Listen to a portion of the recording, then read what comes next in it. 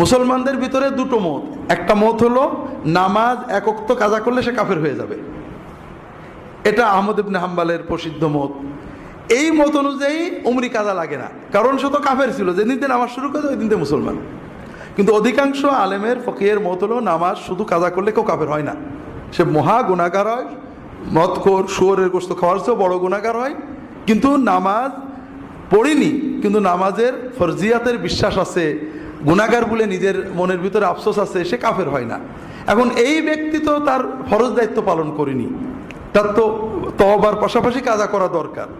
তবে দীর্ঘদিন 20 বছর পড়িনি, এইরকম মানুষ কিভাবে কি করবে, এটা নিয়ে অনেক ঝগড়াঝাটি গোলমাল আছে। পূর্ববর্তী আলেম ইমাম আহমদ ইবনে হাম্বল থেকে শেখ মোহাম্মদ নাসিরুদ্দিন আলবানী অনেকগুলো রেওয়ায়েত এনেছেন, যতই কাজা হোক আগে কাজাটা আদায় করে নেবে, 2 মাস 1 মাস শুধু কাজাই পড়বে, ফরজ আর কাজা এইভাবে শেষ করে নেবে। কিন্তু আমরা